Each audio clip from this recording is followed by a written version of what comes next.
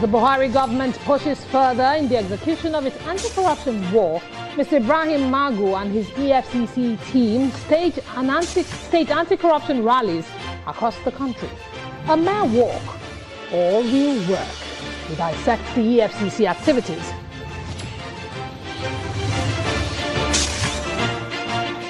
And as the month of May gradually winds down and the 2017 budget still in the balance, no presidential assent yet amidst controversies of irregularities in legislators' budgets, we take on the critical issues generated in the 2017 appropriation bill.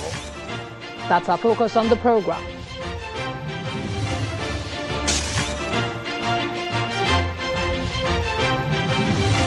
Many thanks for joining in, everyone. This is Politics Today, live on Channels Television. I'm Imana Amawe. Remember, you can follow the conversation on Twitter. It's at CTV Politics. You can also watch us live on Facebook. Now, the nation's highest ruling body, the Federal Executive Council, today stood still for Channels Television State House correspondent Chukwuma Onwekusi. Before the commencement of the business of the day, the acting president called for a minute's silence for the broadcaster who died in a private hospital in Abuja yesterday. The acting president, Professor Yemi Oshibajo, also paid glowing tribute to him, extending condolences to Chukwuma's family, the Channels Television family, and the State House Press Corps.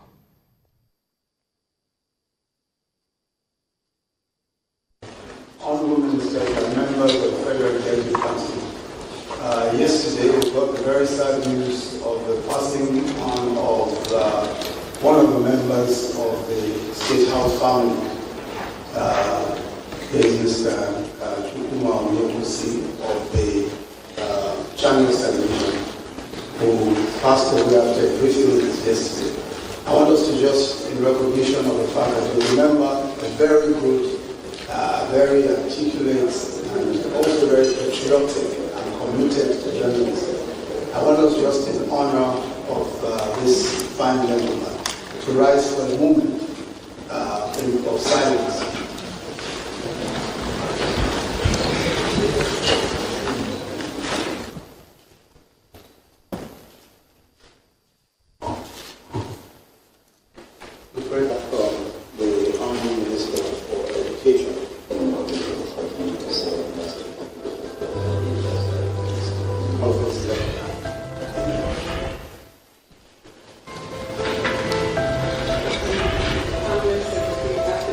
Chukwuma, so rest in peace.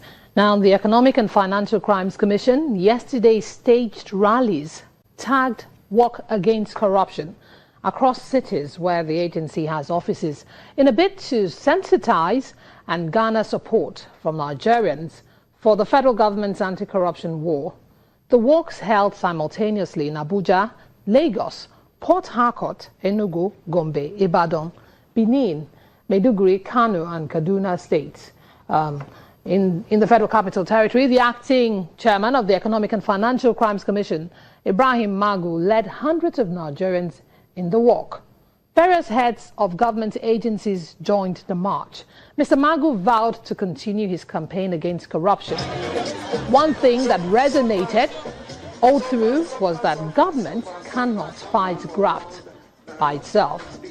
Also, the budget 2017 is still raising questions. It's the 24th day of the month of May, and the 7.44 trillion naira national budget is still awaiting assent. Well, let me introduce you to my guest on the program tonight, a legal practitioner. Daniel Bwala is in our Abuja studios, and also the immediate past commissioner for information in Akwa Ibom State. He's the president, African Media Network, and a member of the People's Democratic Party. Aniekan Umanah is here with me in our Lagos studios. Welcome to the program. Thank you very much for signing me on. Thank you. Okay, we saw the anti-corruption walk embarked upon by the Economic and Financial Crimes Commission across some major cities yesterday. Thus, do you see this? The commission said it was not just a public display, that it's a sign that it's determined to pursue the anti-graft war, to ground that fight, to take corruption to the ground? Do you see it as a mere walk, or does it translate to the commission walking the talk? Thank you very much. Umanah, before we get into the main issue, I want to join other well-meaning Nigerians, and particularly the Channels Television family, in condoling the family of Chukwuma Onokusi, who died yesterday, the ace broadcaster, reporter, and very brilliant journalist from the Channels Television stable. We share in your grief, and his soul find rest in the bosom of the Lord. Thank you. Coming back to the issue, I think the EFCC is not doing anything strange here, because it's part of advocacy. I see it as being part of advocacy. The agency, being a premium anti-graft agency in the country, would need the buy-in of the public in whatever they're doing. And they also need people to understand what they are set up to do. So if they move out and let people know that they are doing their work, and let them understand how and why they should do their work, and of course have the opportunity of explaining their rules and why they do certain things to the people, I think it's all part of all part of inclusion. It's part of advocacy that's expected of any government agency of that caliber. Take, for instance, they recently inaugurated or announced a whistleblowing policy. So many people need to understand how it works. People need to understand they need not to tell lies, and they need to stay on the path of rectitude and truthfulness. So for the EFCC, led by its acting chairman, to take on that move, I personally, in my view, think is the right thing, and I encourage every government agency to always engage the people. Take for instance what the acting president did this morning by engaging the public servant from level 8 to 14. I have never had that happen in Nigeria. So we must commend such initiatives. People must understand what is happening. People must have the agencies must have a buy-in, and then there must be a feedback mechanism to enable policies, programs, and laws of government to work. Okay, let's go over to Abuja studio now. Mr. Bwala, we've had several recoveries by the EFCC on the 3rd of February 2017, $9.8 million allegedly belonging to Mr. Andrew Yakubu, a former NNPC boss, was recovered. March 14, 2017, $49 million was discovered at the Kaduna airport. We've also had several other recoveries by the anti-graft agencies. But one thing that keeps coming up, the question that is on a lot of lips, is that we've had a lot of high-profile trials, but not so many high-profile convictions. Would you say the EFCC is actually achieving its aim? Well, thank you for having me, and my heartfelt condolences as well, over the death of Chukwuma. Back to the issue of EFCC, I think at this point it is important for us to probably assess the activities of EFCC and arrive at a conclusion whether we can at this point say that the EFCC is having so much of success or there is a setback. I think that we should have less of media frenzy, media activities. Just like the work yesterday, there is nothing wrong with that. But as a lawyer, my duty will be to analyze the entire work of EFCC and come to that conclusion as to whether it is working or not. The first question is, these monies that have been discovered across the length and breadth of the Federation is not a conviction. It is a discovery for which trial will commence. A lot of people are concerned that high-profile cases do not see the end of the day. Low-profile cases will see conviction, and most of which are cases that could have actually been handled by NDLEA and some other law enforcement agency of the government.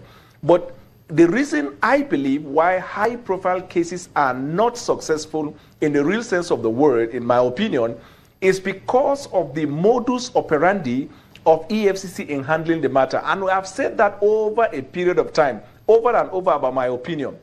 The foundation of criminal prosecution is investigation. We have been saying it, and it bears repeating though, but once your investigation is not thorough, once the evidence you gather are not sufficient or credible, you are not likely to get success in the prosecution. Secondly, the kind of witnesses that EFCC sample and gather for criminal trial. If you look at the past few high-profile cases for which the accused persons were discharged and acquitted, you would see that most of the testimonies of the witnesses for EFCC were given what in law we call speculative evidence. In criminal trial, you must establish cogent and compelling evidence that will establish beyond reasonable doubt the commission of every of the elements for which you are charging the person. And most of the witnesses are giving speculative testimony. The third thing is the charge sheet itself.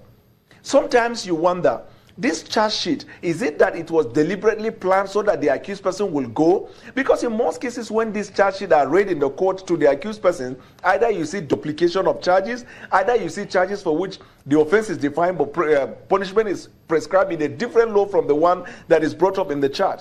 If there is a problem on the charge sheet, you are not likely going to succeed.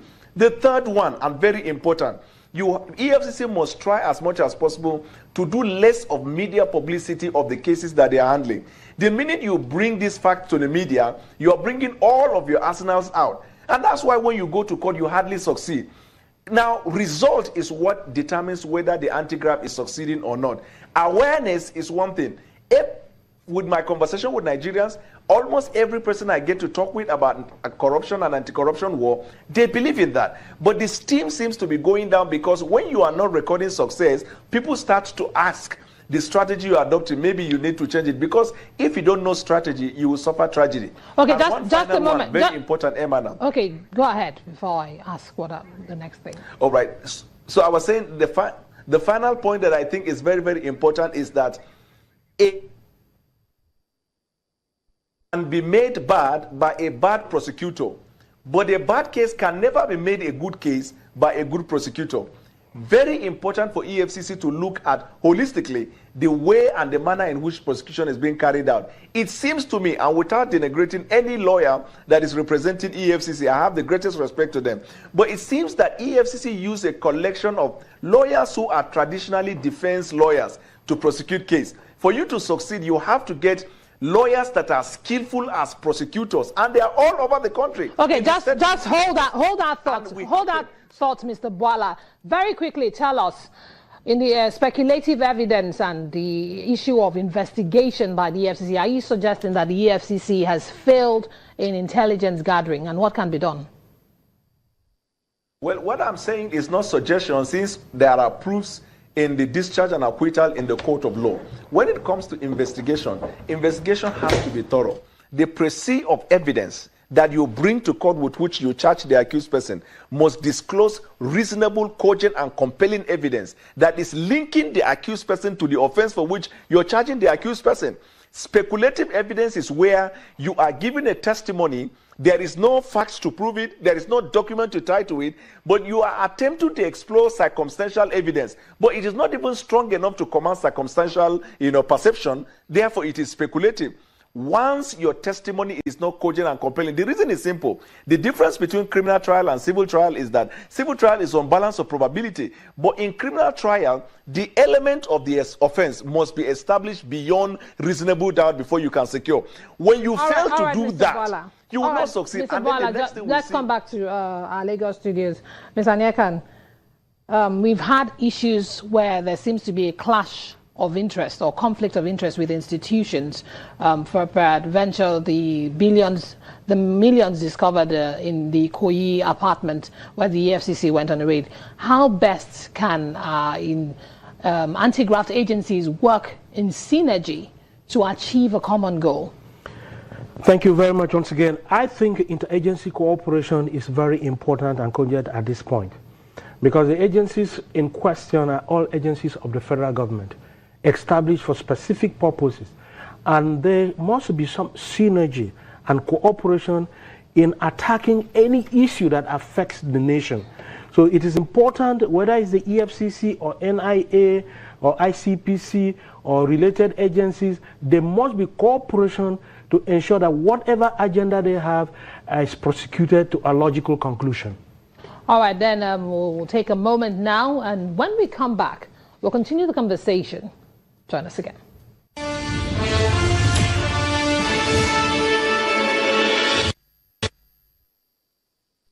The fight against corruption can only be won if all Nigerians get on board.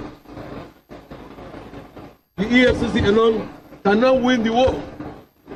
No one has the monopoly of knowledge on how the battle can be fought and won. This is the reason why we must all come together. We have to unite. We must be united in this fight and strike a common consensus on how to confront and defeat this monster called corruption.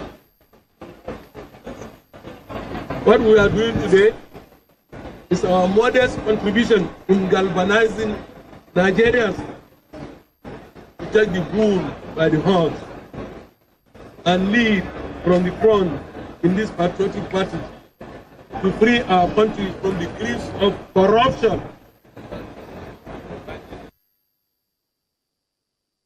There is the need for us to confront all sectors.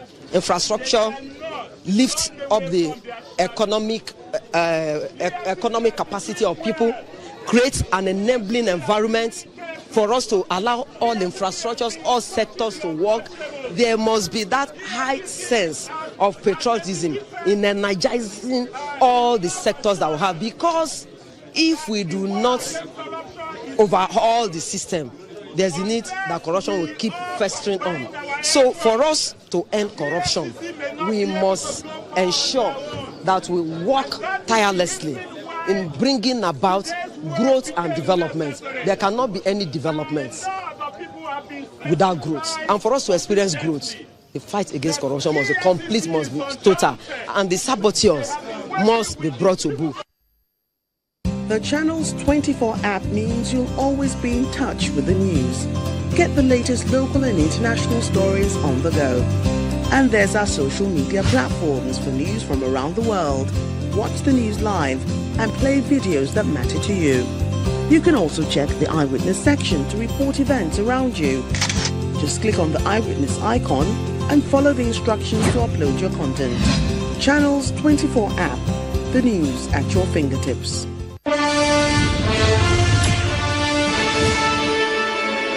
Many thanks for staying with us. Welcome back to the program.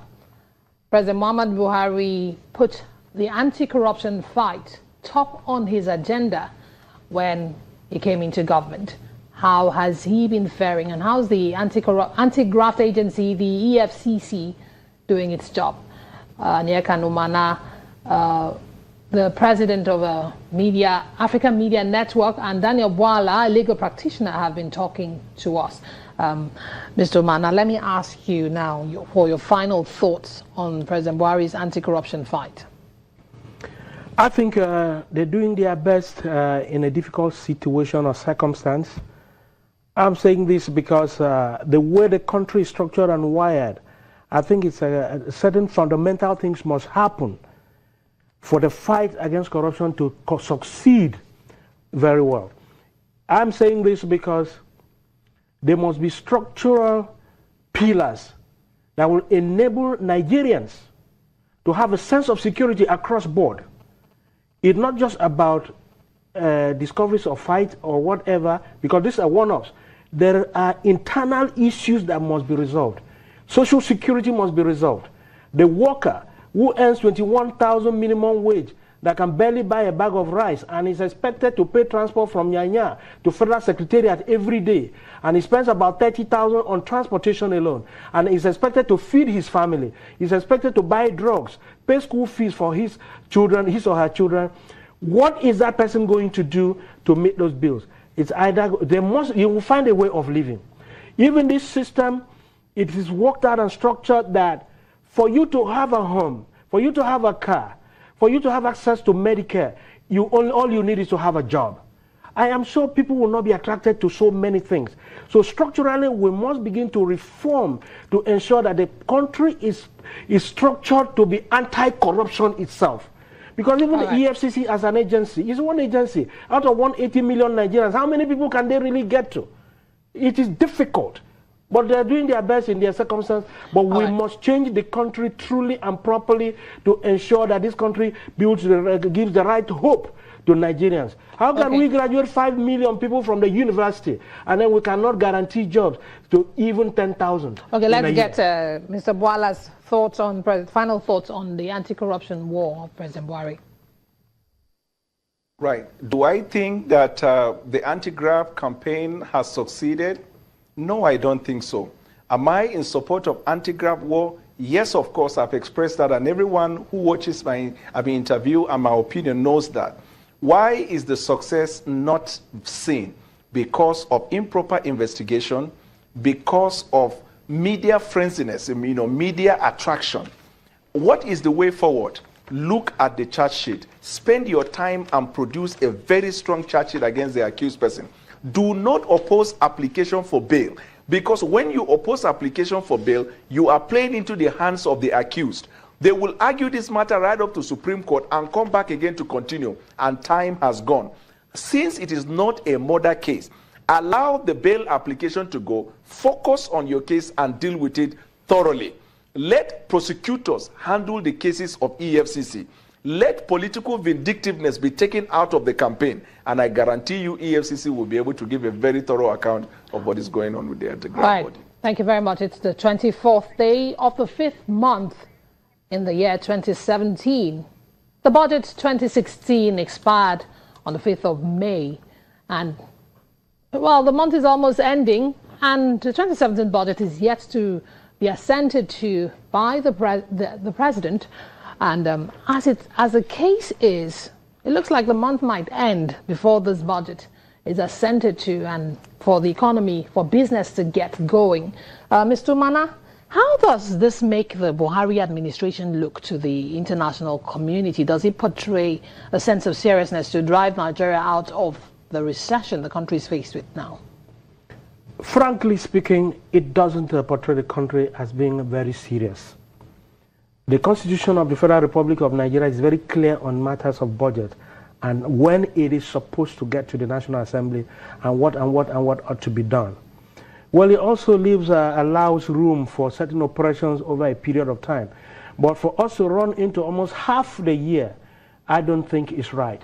Whatever issues that there were or are to be sorted ought to be sorted out with every sense of commitment and seriousness to give Nigerians a budget that would allow implementation of programs and projects that will give hope to Nigerians. Nigerians are going through hard times. We are in a recession, although we are told we are coming out of it. Things are tough, so it is not for us to begin to dilly-dally back and forth. Yes, there may be a lot of issues involved in this, but whatever it is, we must put these things aside, expedite action to ensure that Nigeria gets a budget within reasonable time. Now we are talking of half the year, 7.441 trillion and so on. And then half the year is gone. How much of capital will we be able to expend and achieve the goals of the government for the people of Nigeria in 6 months? It is difficult. It's a Herculean task. And I think we must change this approach. The budget office must be up and doing. The National Assembly and the various committees must be up and doing in terms of timing and in terms of showing the kind of commitment that's needed. It's not an easy job, I understand, but whatever it is, there must be the rules must be followed to ensure that the interest of Nigeria and Nigerians comes first. Okay, Mr. Bala, it does appear that the APC does not quite have its house put together, considering the drama, the back and forth we saw with the budget between the legislature and the executive, and now we are still waiting for the acting president to look through and perhaps eventually assent to that document. How do you think the APC agenda? How do you think the APC agenda has actually affected the budgeting process and ultimately Nigerians? Well, not just the budgeting process, but because of the problem that started right from when there was election at the National Assembly, which did not favor members of the APC. APC has never been the same. As a matter of fact, my opinion is APC is distracted. And if tomorrow APC failed to deliver on her promise, it simply boils down to this same issue of the disagreement between the members of APC in the National Assembly and the executive. But when it comes to the issue of budget and whether or not, and passage of any law at all, I've always had this opinion that the 8th Senate, of all the Senates in Nigeria session, the 8th Senate, in my opinion, are the least in terms of performance. They seem to be so concerned with primordial legislation and don't concentrate on legislation that is very, very important. If you feel the executive is not doing enough, It behoves of you as the lawmaking body of the country to do what is right and not to use the legislature as a means by which you do buying and selling in terms of the activities, of the executive and the legislature. Look at antitrust bill. Look at competition bill. Look at, there are so many bills in the National Assembly that is of utmost importance to kickstart our economy. Nobody seems to have attention on it. But when they raise issue relating, imagine recently they are talking about passing a law to make us start using coins. Can you imagine? All right, Ms. Umanah, thank you very much. Ms. Umanah, very quickly, how can the APC government separate party politics from government on the final note? Yes, it's a matter of commitment and having the interests of Nigerians first. Because like Mr. Boala said, a lot of internal wranglings led to some of the things that we are seeing. But they must stand up as a responsible government and show that they came to pursue change that will help Nigeria really change. Otherwise, we cannot sit down and continue to dilly-dally from back and forth, and we can solve no problems. We are not solving power. We are not solving infrastructural problems. We must rise up and do this. And of course, even the budgeting, the 70-30 ratio is still difficult to achieve serious capital intervention in Nigeria. All right. Thank you very much, Mr. Aniekan Umanah and Mr. Daniel Boala, for joining us on the program to share your thoughts. Well, that's our show tonight. Thank you for watching. On behalf of the production team, I'm Imana Amawe. Bye-bye.